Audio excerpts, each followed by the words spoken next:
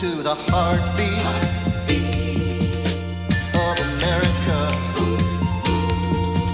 Listen to the heartbeat of America. Yeah, it's the season in the air, the color of open space.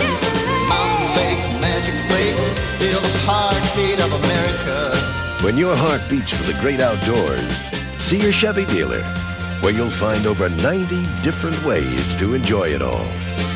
On the heartbeat of America, Chevrolet. That's today's Chevy truck. Welcome to the Sportsman's Workshop, brought to you by the Heartbeat of America, today's Chevy truck. My partner today is Dr. Stephen Fleckinger, fisheries professor from Colorado State University. Oops, I got one, Dick. Get him out of there and I'll get your door. That way it won't come off. Okay. Before we really get started with the fishing, we better show you some of the necessary equipment needed. This is some of the necessary gear you're going to need to become a successful ice fisherman.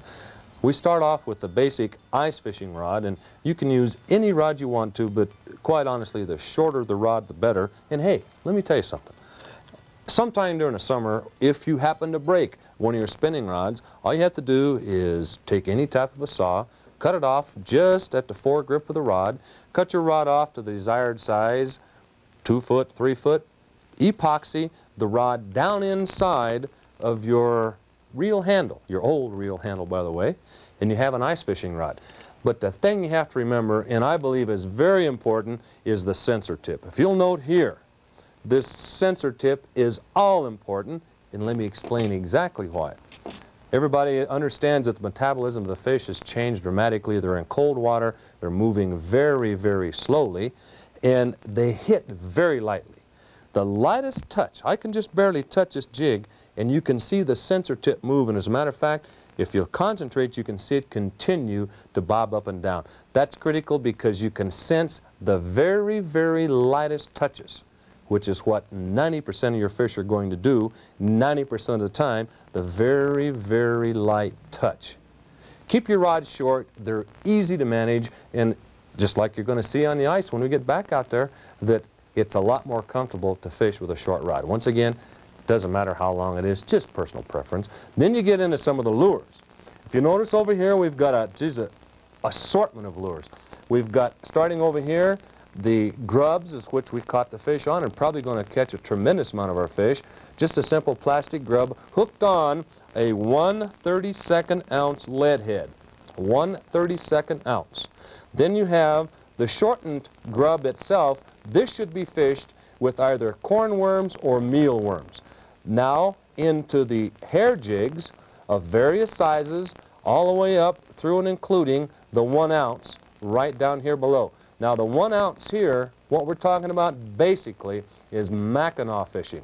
Deep water, 50, 60 feet. Move on over, then we begin to come into our spoons. Now spoons can be used for rainbow trout, for walleye, for Mackinaw, for any other type of fish you want to use. Matter of fact, probably a walleye will take a spoon quicker this time of year through the ice than it will a loaded jig. When I say loaded, I mean tipped with either a worm or a pickled minnow or some other device to make a scent trip. Spoons work well, especially chrome and green, or green and white. One of the big things about fishing in the ice is how you tie the lure onto the line. If you'll note down here, the lure I have tied on my line sets directly horizontal to the bottom plane. Let's just say the top of my desk here is the bottom plane. My lure is laying horizontal.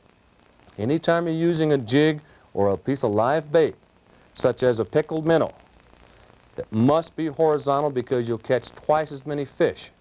And notice that it is. The knot is tied in such a manner that it'll hold it. Now one thing here, I want you to notice this real close. If I'm fishing and all of a sudden I get a hit and I catch the fish, notice now when I take it out of the water how it hangs? It's hanging perpendicular, is it not? Don't put it back in the water like that because you'll catch less fish. All you need to do is simply grasp it by the head and retighten your knot up real tight, and then it'll set back to the horizontal or perpendicular to the line, whichever you prefer. you'll catch a lot more fish keeping a jig horizontal to the bottom or perpendicular to your line.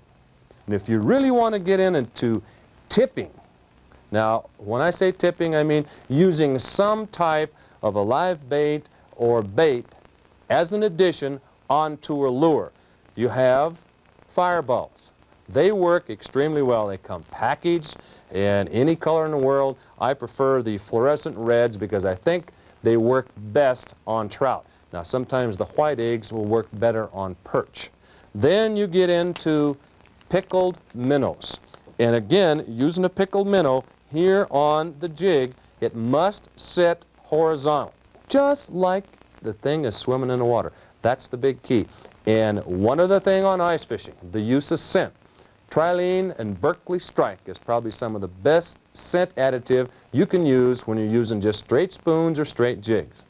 That time of year, when the fish are cold, they'll follow a scent trail real well. An important consideration you have to remember in all types of fishing is a monofilament fishing line that you're using. In our case, and in my case, I love Trilene XL Extra Limp because in cold weather, monofilament fishing line is very tough to manage at best. So get you some XL, and I know you're going to catch fish because it's going to help you because it's going to be limp in the water. Now, limpness is very important, and another important thing is when you first get to the lake and begin to fish, don't just simply spool your line out off of your reel because monofilament fishing line takes a set. It looks like a coil. Pull it off against the drag in this manner, and it stretches the line a little bit, and it takes the memory out of your fishing line. And when it comes to pound test, if you're fishing for panfish, 2-pound test is adequate. And then for trout fishing, 4 to 6 pound test. I like to use 4 most of the time. But when we start walleye fishing and Mackinaw fishing, we can step up to 8s and 10s because remember, we're going to be using larger lures to catch these fish because we've got to go deeper. Mind your line and it'll take care of you. Obviously, when you get to your lake or your river, whatever you're going to ice fish on, you've got to make a hole. Now, there's several ways to do that. Number one, you can use a hand axe, which is really a pain. Chips go everywhere. Another thing is a spud, very similar to this right here, but when you're using a spud, you have to use the lanyard and connect the lanyard, like I'm showing here, connect it around your wrist. Because when you make that final stroke, and that spud goes through the ice and into the water, if you don't have a good hold on it or have a lanyard attached to it, the spud's history. Another way to do it is with a spoon drill. Now if you'll notice, the end of this looks like a spoon. And it's really a difficult way to do it, but it will get through the ice for you. You simply sit it down there, point down, and then brace it with your right hand and push with your right hand and turn with your left hand if you're left-handed. It will go right on down through the ice for you. You just simply keep going until you get through the ice. Now, the easiest way, and obviously the way I like to do it, is the power auger. Notice now he put very little pressure on that as it went through the ice, and he slowed up dramatically when he felt the bits bite into the edge of the ice, indicating he was about to go through. Last but not least is a spoon. Now this spoon is used to clear the ice away from the edge of the ice hole and get prepared to fish. I love to look down the hole and I can see my fish. And if the fish are there, I know I can catch them. If you can't see them, it's difficult. It's just a little disadvantage. This way, it's an advantage. What I'll do is move my toboggan up to where I want to position myself on my ice hole. Thing here you can readily see is with a toboggan, it keeps you up off the ice and it insulates you a little bit. Now, carry a piece of canvas with you, get it unfolded,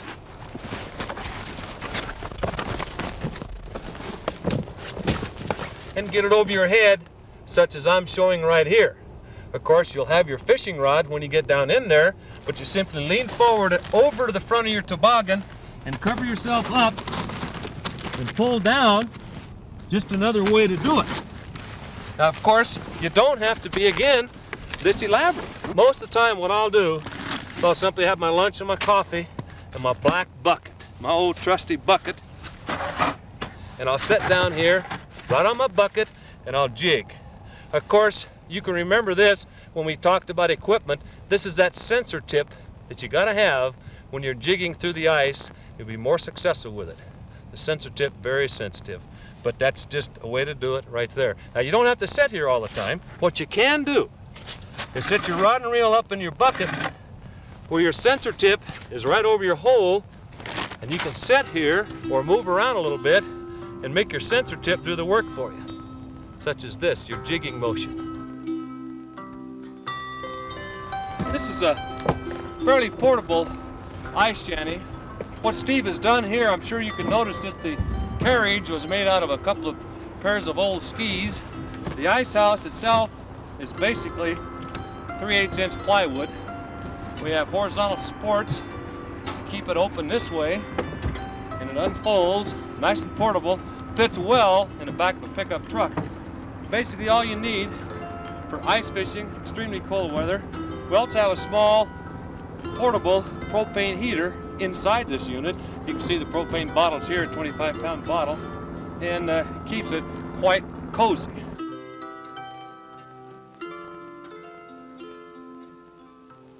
You know, Steve, all fishermen need to know something about their fish. You know, and I'd, not to get too technical, I'd like to say the biology of fishes. Okay. Now, we're fishing here in relatively cold water. What does that mean to the fish and us as fishermen? Well, it means the fish are going to be moving a little more slowly. They're certainly not going to be feeding quite as actively because their ability to digest food is going to be regulated by the temperature. So you need to fish for cold water fish like trout, cool water fish like walleye, northern pike, yellow perch, white crappies, black crappies, those kinds of fish will be a little more active than, say, largemouth bass might be. Based solely on a metabolism then? Right. Well, does that have anything to do with then possibly the size of the lure we're going to use? Yes. Particularly in the case of trout like we're fishing for today, they'll be feeding mostly on zooplankton, although they will feed on some immature insects that are in the water, but the bulk of the food will be zooplankton, which is very small. And so our offering, you know, maybe that's why we're using, you know, small spoons, Right, small grubs, right. mealworms and corn worms and stuff like that. Right. Keep it small. Mm-hmm. What does depth have to do with it? Well, of course, the fish will have some darkness because of the ice cover, so it won't be quite like the summertime where they may seek out considerable depth to get darkness. They'll be able to get that to a certain extent in shallower water because of the ice. But also they will somewhat orient to the warmest temperature, but keep in mind the warmest water is going to be about 39 degrees. Right under the ice it'll be about 32, right at freezing, but within 3 to 6 feet it'll be up to 39, and it'll be that temperature all the way to the bottom. So they won't necessarily go to deep water again to find warm water. It'll be really from about 3 to 6 feet on down. About 3 to 6 feet on down is where the warmest water in any lake will be? When it's frozen over, yes. When it's frozen over. Yeah. Mother Nature... Fish in the hole. Fish in the hole? Yeah. Well, Mother Nature kind of insulates the water with the ice covering then. Yes, and of course the snow even insulates further. And that's maybe one caution we should give to the viewers, Dick, is when there is a lot of snow cover, sometimes there's not too much ice cover, so you should drill a hole close to shore before you get out on the ice to check for safety. Make sure there's enough ice to get out on the water. You know me and ice. Yeah, I know. I send you out first. Right. Okay, you're out first. What are then some of the major biological points that any fisherman should understand that help him catch fish? Well, fish in the winter really aren't that much different than they are in the summer. They're still going to occupy the same parts of the lake. They're still going to feed at the same times of day. In other words, sunrise and sunset is better than middle of the day. Although sometimes the fishing will extend on into the day, again because of the darkness provided by the ice and snow cover. As we mentioned before, they're going to take small lures because they're feeding on small foods and they really aren't digesting the food very fast. So I think those are some of the things to keep in mind. And then use lighter line than Right. what you would in the summertime?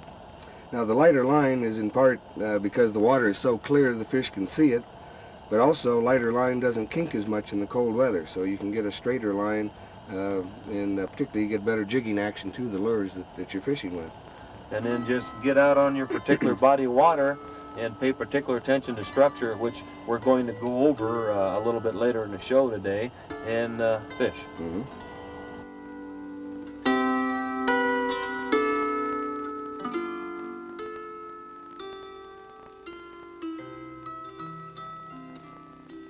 Well, you know, I'll tell you what, that's another good trout. That was almost on the bottom. About 8-9 feet Yeah, down? just about down to the bottom. I'll ask you a question. Doc, I've got to ask you this question. Suppose that you're going to a lake. We don't have any electronic aids, no sonars or anything like that to read bottom depth. How would you attack that lake? Where would you know to drill your holes at, locate your ice shelters, or set on your bucket and fish, or whatever you're going to do? How would you start to fish? Well, I would do the same as I would in the summertime, Dick. Points are always good spots in the summer, and they're equally good in the wintertime. Points. What's a point is defined maybe as a peninsula extending from the shoreline into the water? Right, a projection of land out into the water. It creates some shallow water.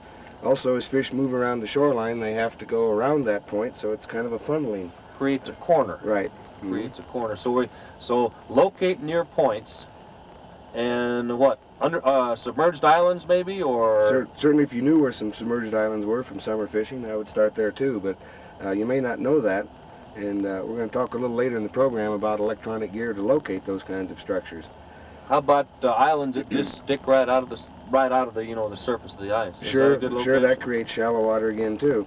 And of course I wouldn't overlook just shallow water along the bank, particularly first thing in the morning. Fish come into the shallows to feed in the wintertime just like they do in the summertime. So, all right, assuming I'm going to come to this body of water we're on right now and I knew nothing of it, nothing whatsoever, okay? What I would do would be maybe to drill a couple of holes shallow and maybe 4 or 5 other holes out in deeper water, and then go ahead and start fishing in the shallow water off of a point. Right. And if I have no luck there, how long should I fish it in one particular hole before I move to another hole? I wouldn't stay more than 15 or 20 minutes. I think that's plenty of time to know if the fish are going to be there. 15 or 20 minutes in each hole, and each hole is in deeper water, and you should make contact with your fish. Right. Prior to owning the Chevrolet, I had a Ford. Well, I switched to the Chevy because I like the looks better than the Ford. I found out that they had completely redid the truck. You need a 4-wheel drive truck. You don't want to have to get out and lock your wheels in. If you want to go into 4-wheel drive, you can just shift into it. This Chevrolet truck is the best vehicle I have ever owned. Heartbeat of America, that's the Chevy truck. If you don't believe it, just go out and try it yourself. You know, we just finished talking about structures that you locate by visual sighting, points, islands, underwater islands. What we're going to locate now by the use of a sonar, which is an electronic device that fishermen have in boats. But hey, you can take it out of your boat and use it here on the ice. Now what you have to do is you have to scoop out a small indentation in the ice so your transducer will be able to shine down through the ice. Now our problem here today on this ice, we have a lot of slush and a lot of air bubbles. So when I knock a hole in here, I'm going to have to go down about 3 inches to make sure I'm on clear ice. So we'll knock a hole in here right quick, down about 3 inches with our spud, to show you how you find drop-offs with the sonar.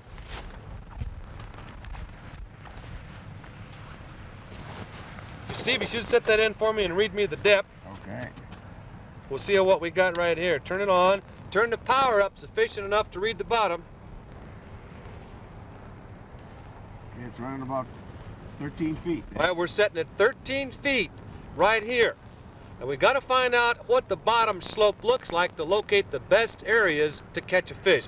So, Steve, let's take another hole and shoot a hole right up here about 5 feet in front of it.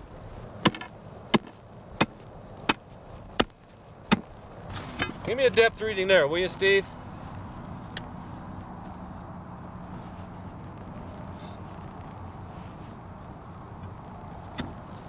What do we It's show? like about 25 feet. All right, looks like about 25 feet here. So if you'll consider the hole back here was 15 feet, we're setting in 25 feet of water.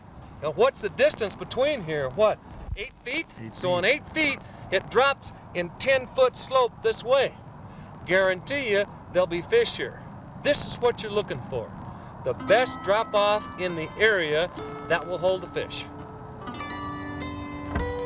You know, we've talked about some ice augers and ice shelters and shanties. You know, what really though is you catch fish with the lures and the techniques you're using. What I'd like to do is show you some of those lures in various techniques. Let's start first with lures. You know, some of my favorites are these plastic grubs. And if you'll look, there's one with the tail and one without the tail. Now, the ones without the tail are used with some type of an attractor. The attractor can be cornworms, it can be mealyworms, anything that'll add a scent trail. That's how you use the grub without the tail. If you'll notice, without the tail, with the attractor. Now, these other two types of grubs, you'll notice they have their tail on them. You don't need to add a thing to them, except perhaps maybe some scent, like the Berkeley trout scent is awfully good. We've been catching a lot of fish today utilizing that. But in the manner that these three are used is called jigging. Now, if you'll notice, we have very short rods inside of the ice shanty here. And the method to use is a slow up and down method, as I'm doing here. Now, I've done that 3 or 4 times. I'll try a couple little short jumps like that. Then I'll let it back down rather slowly, and then a couple of hops up, and then back down again.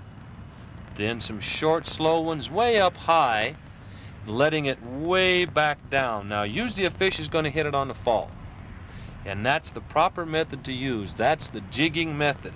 Up and down, changing motions, whether it be with a spoon or a grub. Now let's show you some spoons. These 2 spoons that I'm showing here will have a wide fluttery action, and you use the same method though, the jigging method, short strokes up and down. This is a Castmaster, and a Castmaster does not flutter as wide as the spoon. You can see why. The spoon here is designed and cupped like a spoon.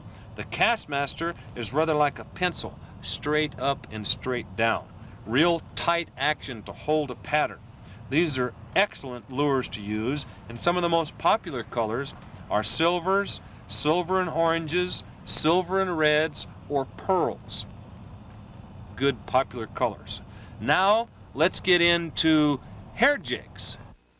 A jig, a hair jig especially, is nothing more than a piece of lead, a hook with feathers, usually marabou, tied on behind it. And this is another excellent lure used with an attractor. Remember, the attractors are the cornworm or the mealworm if we're fishing for crappie, bluegill, and trout. Now, let's assume we're going to use jigs such as this, except quite larger. You can notice these are 1/64 of an ounce. You can catch a tremendous amount of trout on them. But supposing that we're not looking for trout, we're looking for Mackinaw. You would have to go up to probably a 1/2 ounce hair jig. White ones, we got a fish. My partner over here has got another rainbow trout. Probably caught it on a jig. But you would have to go up to at least 1/2 ounce hair jig. Might as well quit talking. He's catching fish over here. Another nice rainbow trout. Notice what he caught it on though. White grub with the tail. Awfully good color for rainbow trout. Probably one of the best ones we've found out here in the Rocky Mountain country. But enough of that noise. Tell you what, let's get back to these jigs. Assuming we're going to be fishing for Mackinaw, let's step up the size of our jig to about 1/2 ounce and then put a scent trailer on it behind it consisting of about a 3-inch piece of sucker meat. Mackinaw love a scent trail, as do one other fish, walleye. Walleye love a scent trail. What I love to use for walleye is maybe a white jig such as this, about 1/4 of an ounce, and tip it with a minnow. You can get a pickled minnow or you can get live minnows and hook them right up through the lower lip and out the top and drop that down there and use the same jigging motion. But remember, if you don't put the lures in the right place, that means the right depth, you're not going to be catching fish. Okay, you know, Doc, we talked about, using grubs and jigs and spoons, but we didn't say too much about using live bait. I like to use live bait on slow days. There's times when the flash and flare of a spoon will attract the fish in, but you'll find they won't hit the spoon. They'll swirl at it, hang around for a while, and then leave. On those days, I like to go to live bait. But what do you figure, the live bait is maybe more natural for them? Maybe it's an attractor, the smell of it? Certainly. The smell of it? Certainly has the smell, I think, is what gets them in. Well, I see here we've got, there's some cornworms here. The small white ones here, right here, are cornworms. The larger one we have here, the brown one, is a mealworm.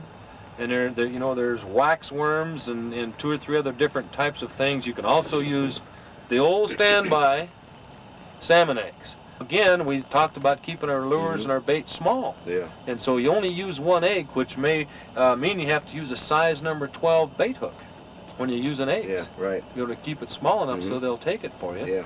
And do you use the same motion with the live bait as you do? I notice here, you know, with me, I'm still have a spoon on, and of course you can see my jigging action over here is quite wide and up and down. And you have on live bait now?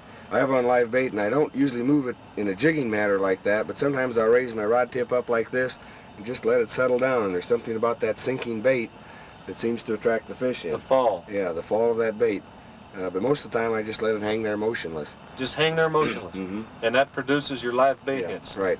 But I still usually look through the hole so that I can see my bait. You'll be amazed how many times the fish will grab the bait and you'll never feel the strike. That they bite so lightly. So lightly that you really need to look down there and still see the fish. So that would preclude you, when we talked about putting a canvas over our head, you know, on the toboggan, fishing in a hole, that would help us out that way to actually see the fish. Certainly would. And of course also by seeing the fish, you know if you're at least in the area that has fish. There may be times when you're fishing and not catching anything, and the matter of fact is there aren't any fish there. So again, it helps to see down the hole.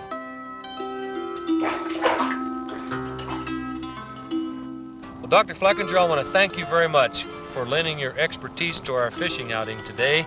And folks, I'll tell you, you don't need to be sitting around waiting for the thaws to come. All you need to do is utilize and look for structure. If you want to use an electric sonar to find that structure, that's all right. Mealworms, cornworms, jigs, grubs, spoons, they'll all catch fish for you. Just get out and enjoy the outdoors.